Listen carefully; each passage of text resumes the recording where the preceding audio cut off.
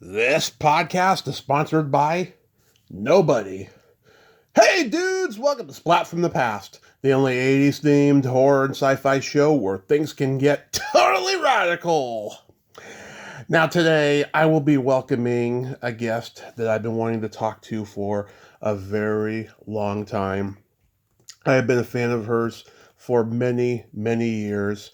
The gorgeous, the talented Barbara Williams, one of Canada's finest. And oh my God, she's been in some of the best movies. Oh my God, Thief of Hearts, JoJo Dancer, Your Life is Calling, which celebrates its 40th anniversary this year. Um, the notoriously bad Firebird, 2015 AD. Um, she was in a couple movies with Corey Haim, Watchers, and Oh What a Night. Oh, we all loved her in that movie, didn't we? I mean, oh my God, she was so gorgeous in that movie, and she was, one of the earliest milfs on screen. She wasn't the first, but one of the originals, and she used to be married to the actor Nick Mancuso, and she was on Stingray with him a couple times, and she was in Blake Edwards' Peter Gunn reboot in the late '80s with past guest Jennifer Edwards.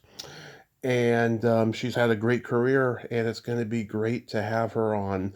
It's going to be just an honor. And I've been looking forward to this. We were supposed to do this yesterday, and then we had a weird time lapse window, and it's okay. It worked out fine and stuff. Had stuff to do yesterday, but we're going to make this happen today. So, yeah, here is my interview with Barbara Williams.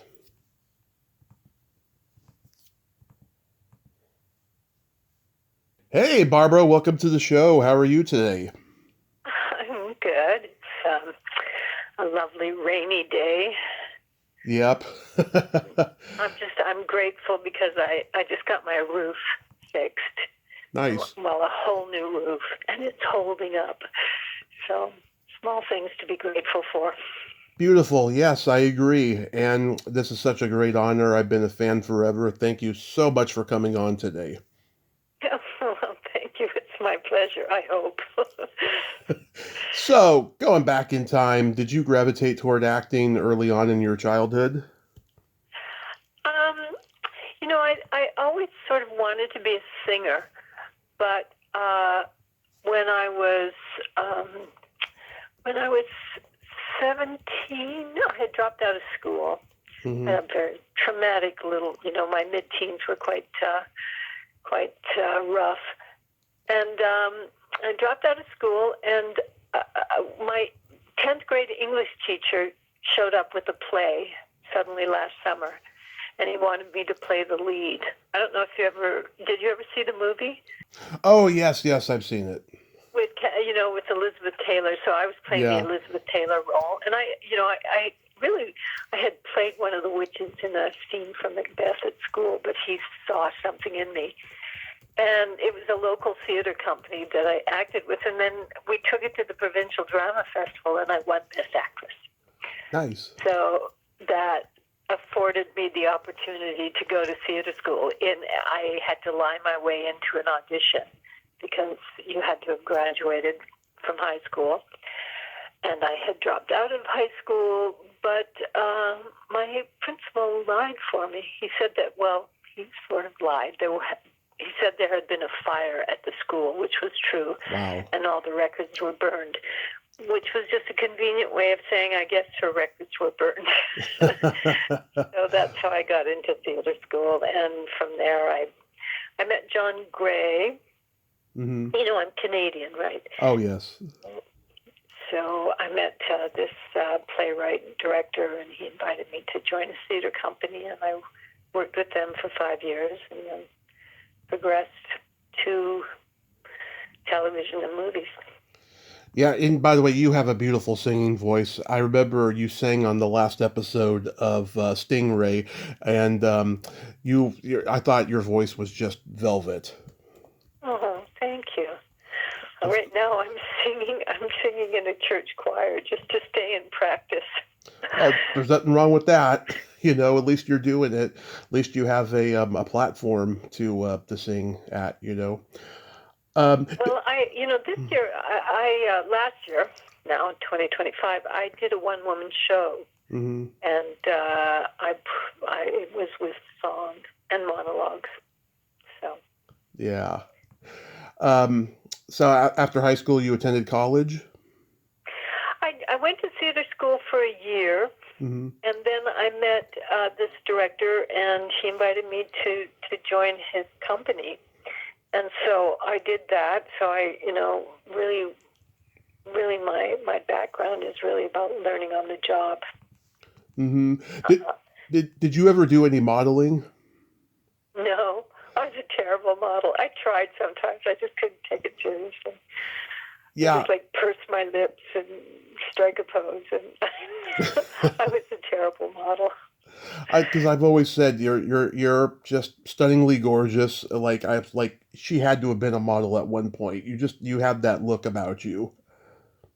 No, I'm really more like I don't know, but thank you for saying that. Of course. I don't know. I never had those feelings about myself. I never, I would always be surprised when somebody would say, "You're so pretty," and I go, "Really?" I know that sounds it sounds idiotic, but I was really just a seeker, and I loved acting. I loved pretending I was somebody else. So aside from Suddenly Last Summer, was there any other theater you did early on that stands out that you're proud of? Well, yeah. I did 30 plays.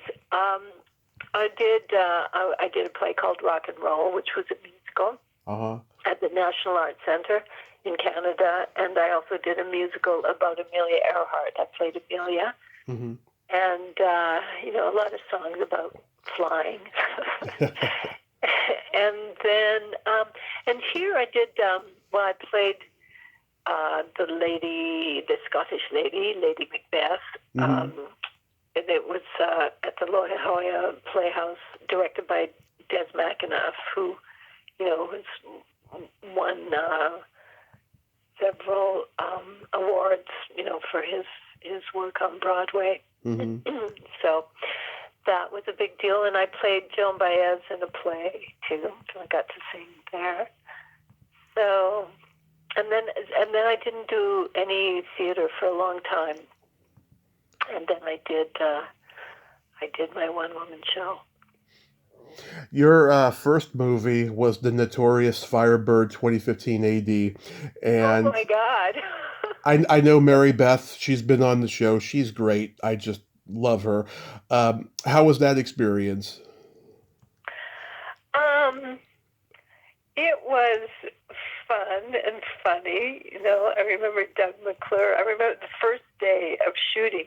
Because that was my first movie. So I really didn't know what I was doing. In some ways, I knew how to act, but movie acting was a different thing.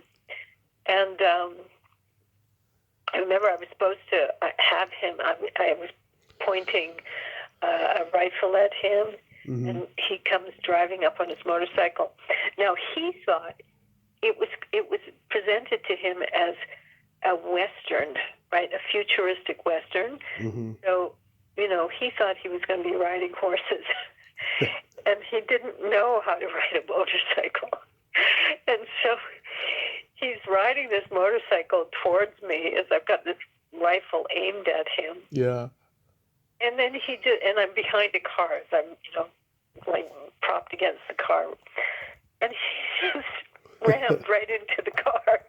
He didn't know how to stop. And that was my first shot.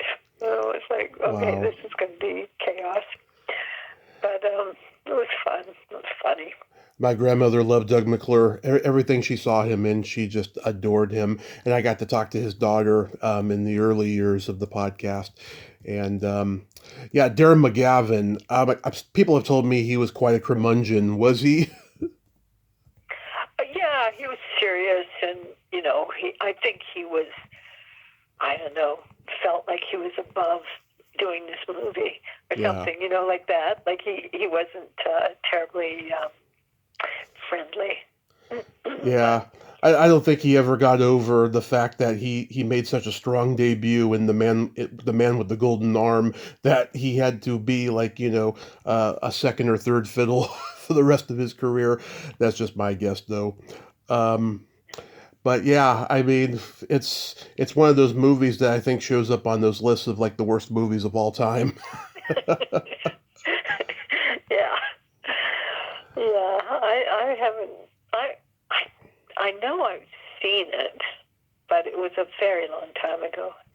Yeah, well, it's on YouTube if you ever like just feel Oh, it is? curious. Okay. Yeah. Because I kept my hair was cut short, right? I just had like really, really short hair. I know so many people like look back and they see how bad their hair was, in the early years, and they're like, God, what was I thinking? Yeah, yeah. I've done that a few times. Well, I did. I had shaved my head. I guess it was now. It's going on 26 years ago when I was doing that movie, Love Come Down. But I had Uh-huh. shaved my head because I'd been in Saskatoon visiting Hmm. my sister, and her neighbor's daughter was dying. She had cancer, Oh. and her parents had shaved their heads. And my husband at the time, Tom Hayden, Hmm. said, we should shave our heads, He says, I want to shave my head. And, oh, you should shave your head. You got beautiful. And, we're out in the wilderness, and I thought, oh, what the heck? So I shaved my shaved my head. We shaved my niece and nephew's heads. And then and it was like, what the fuck have we done? It was like we'd joined a cult or something. When I came back here, it was like, what did you do? Hmm. But then when it grew in, it sort of, it was kind of short. And then I played this character who goes to prison. She takes the rap for her son because her son kills his father. And I don't want him to go to prison, so I say I killed him. Hmm. And so it really worked when I was in prison. And then for the younger part, when I played younger in the movie, I had a long wig, and so it worked. But I don't think I'll do that again. Yeah. It's a little traumatizing. People Yeah. either think, you've joined a cult or you're, getting chemo or whatever. Yeah. Exactly. Now, you do all these early Canadian productions, and then Thief of Hearts is like the first American one, it seems. Like, how did you get to be on, Paramount's radar to be in that movie? I was at a birthday party. I had done a little movie in How I Met Nick Mancuso, Hmm. who I also married. Yeah. But I did a movie in Israel, which was a Canadian-Israeli co-production. And I fell in love with Nick and followed him to Hollywood. And one of the other people in the cast was having a birthday, Right. and he invited me, and there was a casting director there named Rachel Canal. Anyway, Hmm. she asked me if I was an actress, and I said yes, and she said, would you come audition for me? So I did. And then the next thing I knew, I was auditioning for, Bruckheimer Simpson. Yep. And then I was screen testing, and the rest is history. Gretchen Rennell was her name. Gretchen Rennell, yes, thank you. Yeah. Gretchen, I was saying Rachel, yes, thank you so much. Of course. Yeah, yeah, it's one of those movies you look back in hindsight and go, everything should have worked. You got Stephen Bauer coming hot off of Scarface, Jerry Bruckheimer and Don Simpson coming hot off of Flashdance, and Douglas Day Stewart coming hot off of An Officer and a Gentleman. And you think what could go wrong, but then this movie wasn't a big hit as anticipated. What do you think the reason was why? I think, maybe this is unfair of me to say, but I think the director was not up to it. And he was very intimidated. Hmm. And I also think that everything that's like, like I did not. I felt very penned in. Mm-hmm. They wanted to fix my hair. Like when I auditioned, I had long hair, and Yeah. and then they cut it and permed it and dyed it, and I hated it, and I was allergic to the hairspray they used all the time. I remember just thinking, why did they make me look this way? And that, and I think, they were just, all the elements were sort of at odds with each other. The producers were very disrespectful to the director, and I had a whole issue with the producers because they had cast a body double without me knowing. Huh. And I found out, when I was doing a bath scene, sort of where there was some nudity, and Mm-hmm. I just got so furious at them because it was such a betrayal. Yeah. And, so things like that. There was just, there wasn't a good feeling amongst everybody. So. Interesting. Yeah. Don Simpson was quoted as saying, Stewart has great hair, but he should stick to screenwriting. Yeah, exactly. Yeah, exactly. That was, there was just a sort of nastiness. Yeah, that's interesting. Uh, so being a comedy nerd, I love Richard Pryor, and I feel that JoJo Dancer, Your Life is Calling is a very underrated movie. How did you get to be cast in that one? I just went to the audition, and I think, Richard Pryor I guess he just liked me. I remember because I had gone to Italy, Mm-hmm. really, I thought I didn't think I did a very good job at the audition. But then I got the call, and he was great with me. He was so nice. I used to go to the racetrack with him, which was not a great thing because he had sort of an addiction to gambling, but Yeah. I didn't know that at the time. I sort of found out more about him, while I was doing the movie.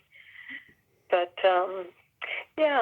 I had a good time, and also my best scenes I felt because we did a lot of improvisation, and Mm-hmm. at one scene I dressed up as a clown, Yeah.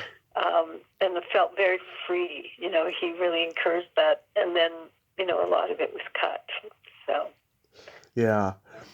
Yeah, I remember after you two sleep together for the first time, you call him a chauvinist, and your definition is so spot on. A guy who thinks with his dick. Yeah, that's it really comes down to that. Yeah, and I just love how he looks 25 again without his mustache, like he did on the Ed Sullivan Show. I mean, it's eerily similar, considering since he had already been in the fire by that point, but he looked exactly like he did 20 years before without that mustache. And the last few minutes of that movie is just so heartbreaking and eerie when his spirit hugs him when he's got the lighter fluid all over himself. It's a very, very eerie moment. It's hard for me to watch. Um, and I really think he had something to get out of his system when he did this movie because I think he felt really guilty by the whole fire incident, and he just needed to get it out of his system. I mean, did you talk to him on set about about the movie and his motivation for making it? Well, it was sort of self-evident, Mm-hmm. and certainly talking and doing some of the scenes that were never put in. I think he would have liked it to be an episodic, almost a long, because there were so many things that you didn't get to see. He did suffer a lot, and he was angry, but he always, comedy was his way of expressing his pain and anger, and then the fire really changed him, and he wanted to go a little deeper. you sort of visions of mortality, tend to do that. So I think, he just, and, God, when you think of the people that were in that, too, like, I just saw recently, and I had forgotten this, but Herbie Hancock. Oh, yeah. Did the music. Oh, yeah. Herbie Hancock is like one of my heroes. He's so extraordinary. Oh, yeah. He was in demand back in the 80s when they were making old-timey kind of black culture movies. He was always the go-to guy for the jazz score because he was the best, and he still is the best.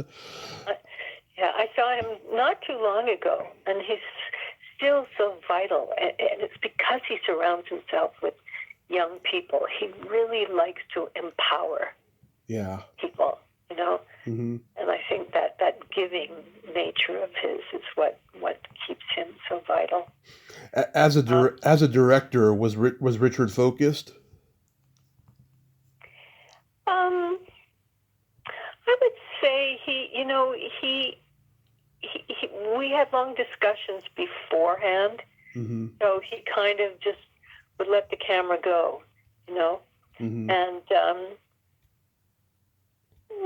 he was quiet. He's very quiet, he's very subdued. If he didn't think something worked, he would just, say, well, no, let's try that again, and maybe just don't push it so much. He was like that. Very gentle. I found on YouTube this like little short featurette of the making of the movie that I guess they showed on HBO in between movies when the movie came out or was coming out, and he gave this very melancholy narration over it, and I was just thinking, God, yeah, this has to be so personal to the point where he doesn't take it lightly, and he was just needing to get this out. It's very interesting. It's such an underrated movie. I don't know why it didn't get more recognition. I can't remember if it was in the movie that like when everybody, so many people thought he was going to die in the hospital. Right. And they came and like raided his house. Yeah. Like people kept took things that and it was he felt very let down. Yeah. Faye Hauser is a great lady. I've talked to her. Mm-hmm. Wings Hauser, we just lost him recently. What was he like? We did, we didn't have a lot of interaction. He was kind of a scuzzy guy, as a character. Yeah. Yeah.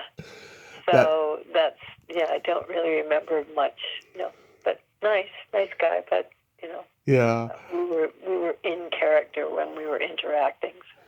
That threesome scene cracks me up, and it's funny because I've heard Richard's widow Jennifer say that they were into that sort of thing and stuff. She's got a story about trying to talk Bill Cosby into a wife swap, and it didn't go over well. It's interesting. I crack up when all five wives get up when the doctor says, Mrs. Dancer." Yeah. That is great. That's a hilarious moment in a very tense, atmosphere, after he's been burned and everything. I never saw this movie, but I'm intrigued because you worked with Patrick Swayze. It was called Tiger Warshaw. Mm-hmm. Yeah, what was it like working with him? He was very intense. Mm-hmm. He really just wanted this movie to, go push the limits of everything he'd done before. And we were working with this director named Amin Chaudhry, who to me seemed very much out of his element, but I thought the script was quite good. There were a few surprises thrown at me in the middle of shooting, which kind of I lost my temper on, because I like to know what I'm walking into, and suddenly I felt like I was, there was a little bit of exploitation going on.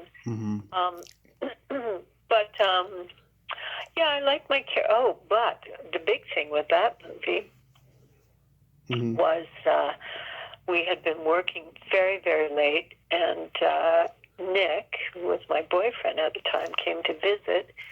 And when we were driving back from the set, we were hit by a drunk driver, and our car turned upside down, crashed into a tree, and Nick was quite injured. Mm-hmm. His scalp, he'd basically scalped, and they had to stitch him up, and so I had to, and I had a little head injury, so we had to shut down I had to go home for 3 weeks because I had these big black eyes. We tried to film. I said, no, I'm all right. But when you have like I had stitches, but it was like at my hairline, and I had a big goose egg. Mm-hmm. But as I was standing, it was just like my face just got more and more discolored. And she said, no, this is not going to work. Hmm. So that was the, shall I say, low light of the movie. It was kind of traumatic, but Patrick was just full of passion. He really was. He was very, just had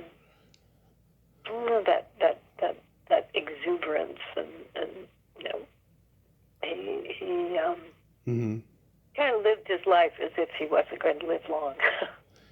Yeah, ironically, and his mother was a dancer and a dancing teacher, so I'm sure he got a lot of her discipline. Mm-hmm. Mm-hmm. And his wife also was a dancer. That's right. That's right. And they say that you marry someone who reminds you of their mother. Oh, that's interesting. Yeah. Gosh. But I can't believe I never saw Tiger Warshaw. I saw almost every movie he had out back in the day because he was big. This was probably just a movie that just crashed and burned. And yeah, I got some very good notices on it, and the person who wrote it. Do you have that at your fingertips? I can. Was I can an look. acting teacher as well, and I did some, and I didn't even know at the time. Oh, the famous Roy London. Yeah. Yeah. And so that was interesting because he praised me on my performance, and I didn't put that together when I joined his acting class. And Piper Laurie, oh my God, I almost met her at a convention years ago, and then she had to cancel, and then I never got to meet her, unfortunately.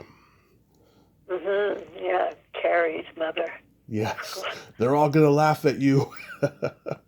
Yeah. Now, you did a couple of movies with Corey Haim, and I know his sister, and I know several of his Oh, really? Yeah, and I know several of his ex-girlfriends, including Lala, and I've always loved him. I just thought he was so talented. What was your working relationship with him pretty much like mother and son, like we see on screen? Well, mother and son in the first movie we did, Right. and I felt quite maternal towards him. Mm-hmm. But, he was up to some shenanigans, and I was kind of disapproving. Yeah. But then the next time we worked together, I sort of became his older lover. Yeah. I sort of, Mrs. Robinson. yeah. Yeah, he was, he was a sweet soul. Drugs, man, they mess people up. Yeah, and I'm sure the whole thing with Lala didn't make it even better when you guys were making Watchers, because she admits she was a mess during that time. Yeah, I didn't. It's interesting because I just did a little interview about Watchers. Mm-hmm. I guess because it's coming out on Blu-ray or something, and they were saying, oh, we're going to see Lala too. She's doing, I guess she's wardrobe, doing costume design or something now. Yeah, she is. Yeah. Yeah. Yeah. Did you notice a difference between like 17-year-old Corey and 21-year-old Corey though? Oh yeah, he seemed a lot older. Oh. He seemed, he shared with me that he had, sold his leather jacket on, Hollywood Boulevard for drugs. He'd hit a low spot in his life. That's a shame. That's really a shame. Was the dog well behaved? Several dogs. Yeah. Yeah, when you're working with dogs, when you're working with animals, quite often you can't really relate to them because they have to be following the orders from their trainer. So you want to. I'm a big dog lover. Me My too. dog is sitting here at my feet, but you can't do anything that will distract them. Yeah. So yeah. So they were very well trained. Yes. I keep my dog in the other room during interviews because if she's next to me and she's just getting so emotional and loving on me, I'm gonna get distracted. Uh-huh. Yeah. I love her so much. Dogs are the best. What kind of dog? She's a little like part Chihuahua and part weenie dog, so we call her a Chiweenie dog. My dog is a big Labradoodle. I mean, that's how he was presented to me. He doesn't. Mm-hmm. I don't know. He doesn't look like a Labradoodle, but he's big and very lovable. Oh. Who thinks he's a little dog. And he's feeling very sad today because I didn't take him for a walk because it was pouring. I gotta tell you, the first time I saw Oh What a Night, I was about 10. I'm flipping through the channels in our living room at like 8 o'clock at night or something. And it was the scene where you're feeding Corey the raspberries. And my brother comes into the room and he's like, Mom, Tommy's watching an older lady like feeding Corey Haim fruit in a sexual way or something like that. And so I just changed the channel, but then I saw it plenty of times later. Yeah, I was seducing him. Yeah, and he did not want to see you naked, so that was shot separately, right? Was that the case? I don't remember. No, I think I didn't want to be naked. But I can't even remember. There wasn't a lot of nudity in it. No, just a couple shots of you swimming. Oh yes, that's right. Gosh, I remember one time getting a letter from somebody on death row in prison. I think every woman has. Yeah. He said that was the last movie he'd seen. And it was like, and he said, I just remember you getting out of the water in your sopping wet underwear. I was like, ooh. This is like, I have fans all over the place. Yeah. Yeah, I think every woman has fans on death row, all of them. It's true. It's pretty disturbing. What was Coeur d'Alene like? He was very quiet. He was very, very quiet. And I don't think I had any scenes with him. We, when we did our table read stuff, that was my impression of him. He's an interesting guy because he was a New Yorker who, hit it big in the mid 60s, and then it's like after 2001 he couldn't get work out here, so he went to Canada for many years and got work out there. And he did a series, it was like a Star Trek ripoff called The Star Lost. Whenever I bring it up to any Canadian, they never heard of it. I'm like, wow. I mean, it lasted like a full season and it became kind of a cult series. Yeah, well, I'm one of those who never heard of it. Yeah. That's funny how that works. What was it like to work with Blake Edwards on Peter Gunn?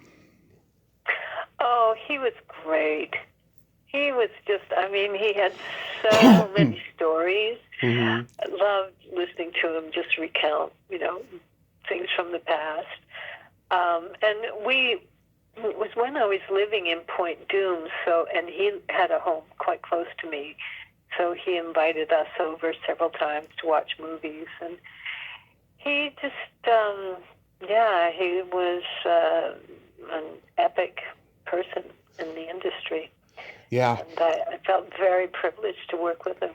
I've been so blessed to have Jennifer on here a couple times, and she just loves that. I love her dad's work. I mean, she really feeds off my energy when I talk to her because I love all his movies. To me, he was the best comedy director that ever lived.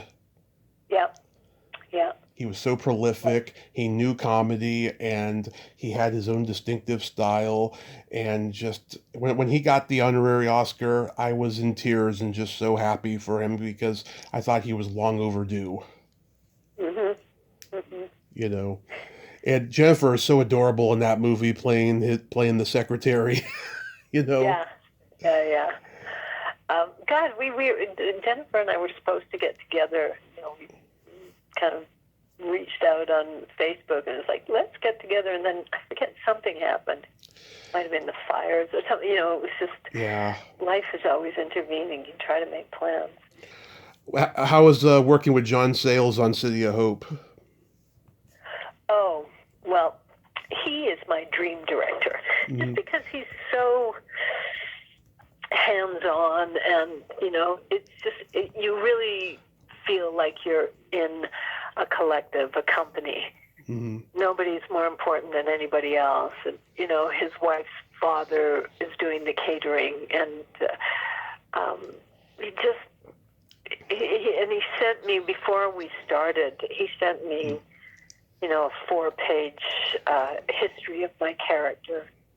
And he's just super smart. I've read his books. He's so prolific, and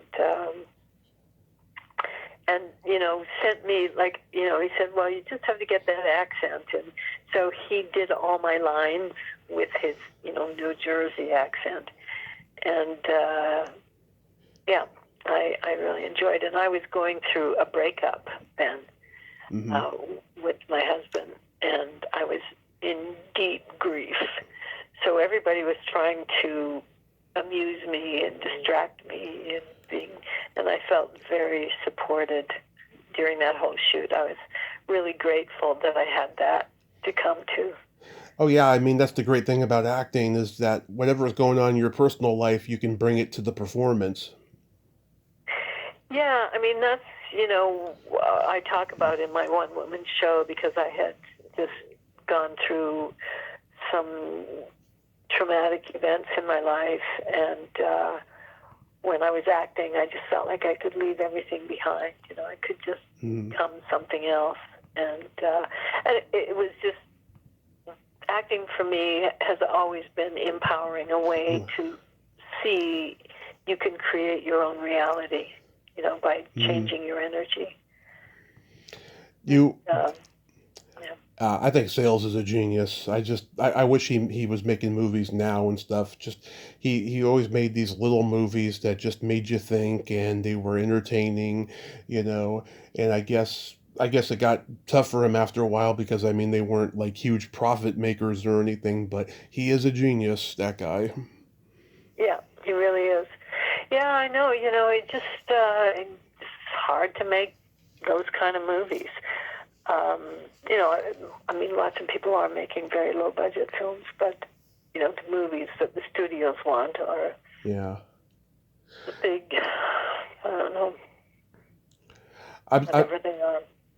I'm sure I'm sure you get recognized all the time for the Star Trek Next Generation episode you did. That seems to be the thing that gives me the most recognition. It's funny, being the first character to kiss Captain Picard. Yeah. Even though I was a male alien disguising myself as a human female. Yeah.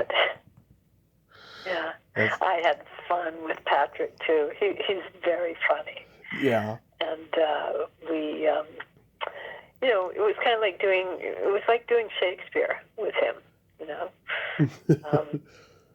So it was a blast, and he even came to my wedding reception when I got married to Tom. Oh, nice.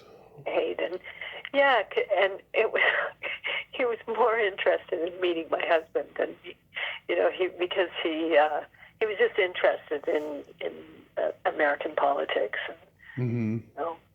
He's a very funny guy. He's one of those guys you see him do specific kind of roles, and then you find out personally he's way different than what you see on screen. You know?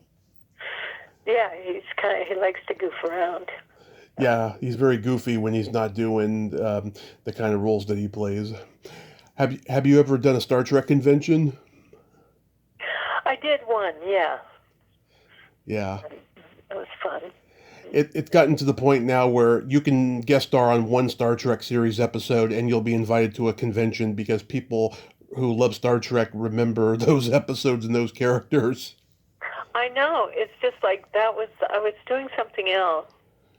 I was doing a photo shoot, and this guy was like, I know who you were. I went, really? Like, I don't even think I looked the same, but yeah. Yeah. Um, My dad and I, we used to watch a little show called Picket Fences, and I remember the episode you did with the witchcraft mom. Was that fun to do? I'm trying to remember it. Yeah, I played a woman who was into witchcraft, right? Yeah, and your daughter gets taken away from you as a result of it. Yeah, and yeah, I remember because my agent said, "Well, they want you to be naked, doing some kind of ritual around them." I went, "Really?" But I guess I can't even remember. I think I did it, but yeah, we're with Kathy Bates and Kathy Baker and Don Cheadle, right? Yeah. Don Cheadle, yep, one of his early roles. And Yeah. him and Fibish Finkel are always like going at it. They were so funny together. Mm-hmm. But yeah, I don't really remember much about it. I don't think I ever even saw it. Yeah. Mm-hmm. Well, another guest of mine directed it, Lou Antonio. Do you remember him? Well, I have to say, I can't remember. I can't remember the role that well. I do remember the little coven of witches circling around the fire or something. So I don't remember a lot about it. It's okay. He's a nice man, a little curmudgeon-y. It took me a while to like get him to warm up to me. Towards the end, he and I were talking about comedy, and he's like telling me Red Fox stories, and I'm telling him about how Red Fox didn't believe in taxes and Sinatra had to bail him out and stuff. And then he liked me all of a sudden. Before that, he kept saying, "Read my book," you know. Oh, really? Yeah, he's a force of nature. Oh, speaking of forces of nature, Paul Williams was in that episode too. Do you remember if you met him? Oh, yeah. You know what? Mm-hmm. Oh, that's so interesting because I forgot about it, but I just recently went to a play that he directed Mm-hmm. and, was talking to him and, the person I went with was, knew him through sobriety and all that. Mm-hmm. The big part of his life. But I completely forgot about that. I should have brought that up. That's okay. He's a very talented guy. Yeah. Any good? Very soulful guy. Oh yeah, and it's funny. He doesn't identify as a musician, even though he is one. And he's won awards and so forth. He identifies as an actor. I heard him say in an interview, he's like, since I was a kid, always wanted to act from going to the movies, and songwriting is just something I did on the side. And it was a coincidence that he got successful at that, probably more so than acting in terms of recognition. Huh. Didn't know that. You got any good anecdotes about Charles Bronson on the Family of Cops movies? I do. I liked him so much. He was just, a sweetheart. In spite of, we had very different politics and everything, but we had, we met on middle ground. And I remember one time he was, by that point, he was pretty tired, Mm-hmm. and he was doing it. I think he was doing it because his wife, she wanted to be in the movie, so she had a part in the series. And but at one point, we had a scene together, and it was kind of an emotional scene for me. Yeah. and the confessional and all that, and he had all his text on it had written it out. They had it on a big board so he could read his lines.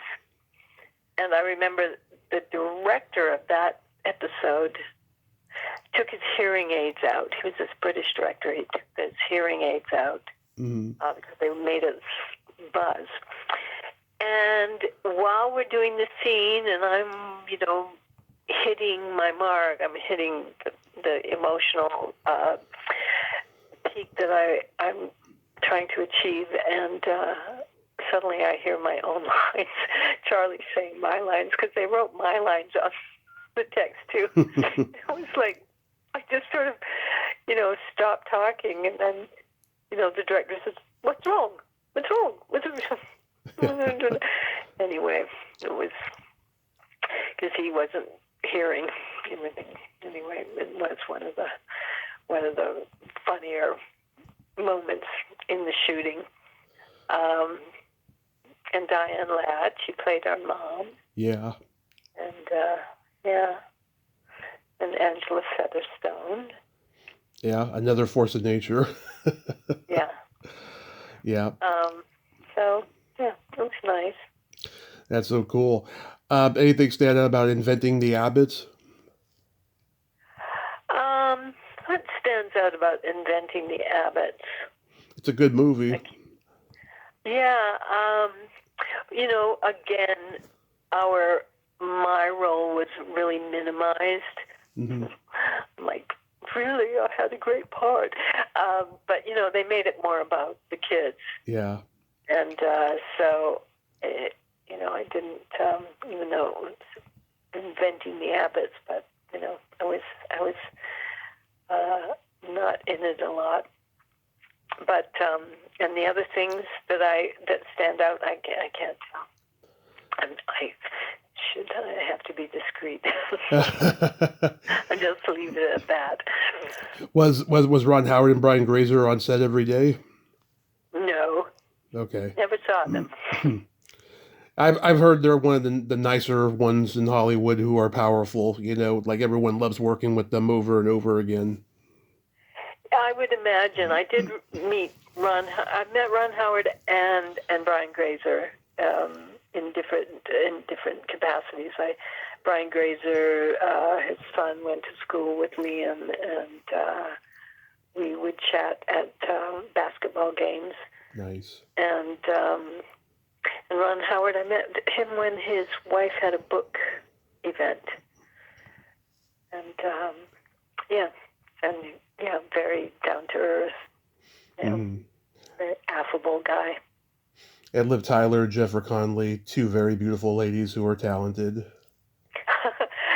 One time I was at Fred Siegel's in Hollywood, and I was looking at sunglasses, and Steven Tyler was there with his kids. Yeah. And he came over and he lifted one of the glasses out or something, and I said, "Oh, hi, I was your daughter's mother." Yeah. And he said, "Hey kids, it's the bitch." Yeah. Love that. Yeah, but yeah, it sounds like something Steven Tyler would say too. yeah. So what do you got going on these days? Well, I did a little episode that is a spin-off of Yellowstone. Mm-hmm. And I worked with Ed Harris. Mm-hmm. That was nice. I was playing just a real grifter, loser character. And then I did a movie in September with in Sault Ste. Marie, playing with R.H. Thompson and I'm trying to remember the name of the cast members, but I know R.H. from before because when we did Bone Daddy with Rutger Hauer, R.H. stabbed me. But it was nice. It was a nice movie because I was playing a woman who was a folk singer back in the day, and she at one time opened for Joni Mitchell, and she also was part of this group that were, all revolutionaries, and or they thought, they fancied themselves revolutionaries, and now I live out in the country, and I teach yoga and qigong, and sort of gave up on all those dreams. And we have a reunion, and just kind of take it from there. But it was a sweet movie. And then I'm going to remount my my one-woman show, Nice. and I'm finishing. I have a couple of projects, because I wrote a book, and the publishers have been waiting for my next book. Uh-huh. So, and I'm right now in the process of moving. Did you write a memoir? I wrote a memoir, yeah. It was called The Hope in Leaving. I got to read that. Yeah. It's like, yeah, you can get it many outlets. So. That's so awesome. Yeah, I'm so glad that you've written it, because you got so many great stories, Yeah, I mean, I've been working on my memoir on and off for like 5 years. I got to get back to it. It's a pretty tedious process to write one. It is. It is not easy. It took me it was like something that I wrote over a period of 7 years. I mean, it went through, many incarnations. Yeah, I read in the brief bio that you sent me that you were in a coma. 30 days I was in a coma. That's an extraordinary in thing to live through. In 2 days, it'll be 11 years since I woke up from it, and it's my mom's birthday. Uh-huh. Isn't that powerful? God, Yeah. I still can't believe it. I mean, yeah, it happened on January 21st, and then February 21st, I'm up. I don't remember anything until the third day I was awake. My mom's told me things that were said, before that, and it's just so profound that I've gotten this second chance at life and get to host this podcast the last 9 years. Yeah. God, that is amazing. Just to have no memory. It's quite.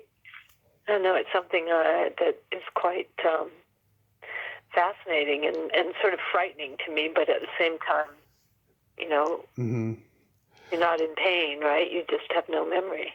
Well, it's the anesthesia that, we erased the memory for a few days, and then, I was on it for a while, but at least I remember things after the third day, for the next couple of weeks that I was on it, because I was in so much pain. They had to keep me on that stuff. Otherwise, I was going to be screaming every waking moment, Uh-huh.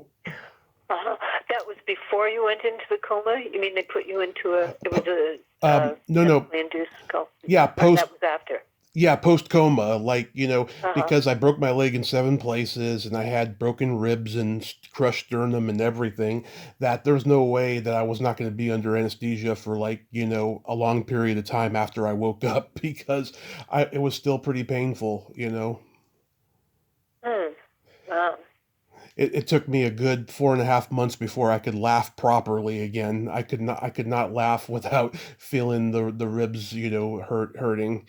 But yeah, I made it through. Yeah. Well,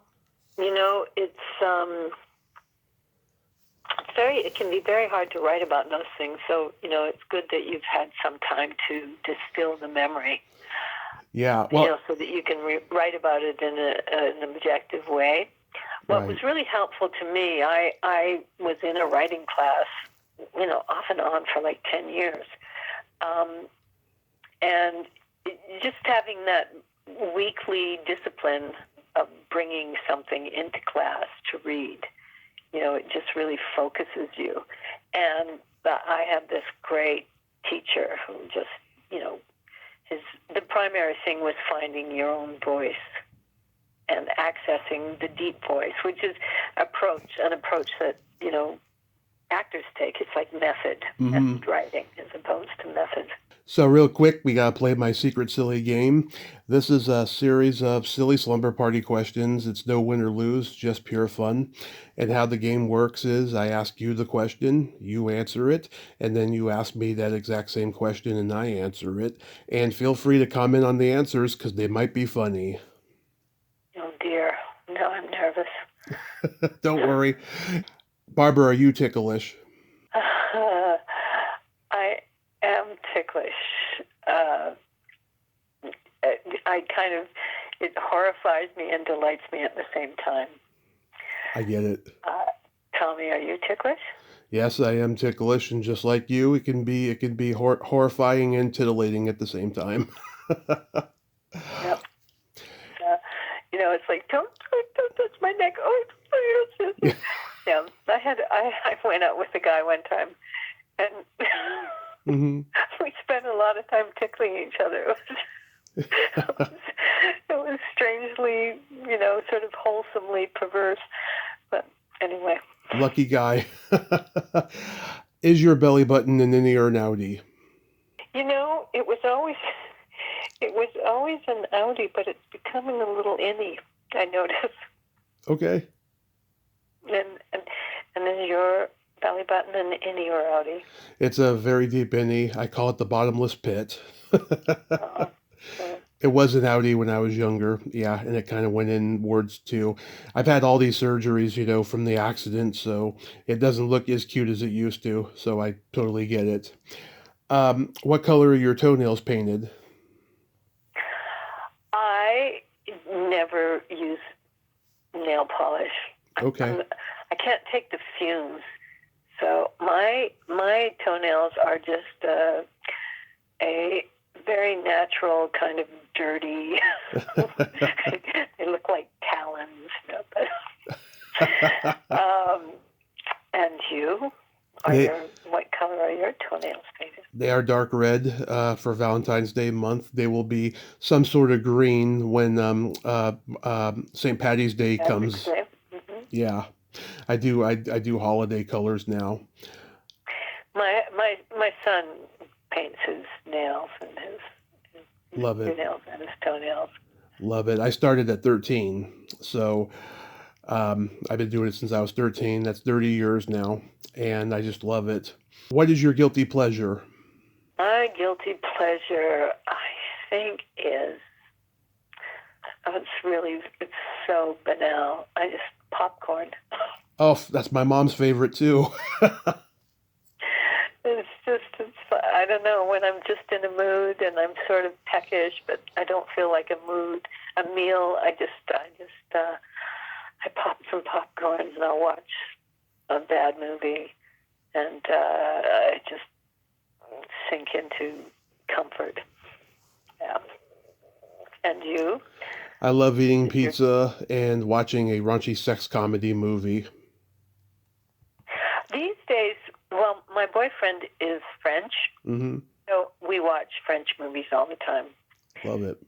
And I hate to say this, but I think French movies are better than American movies. I've evolved to a place where I just appreciate them more. I just think they're so nuanced. Oh yeah, foreign movies are good. What would you say is your best personality trait? I'm kind. You are very kind. Kind. I think that's something I would like to see emulated in the world. I agree.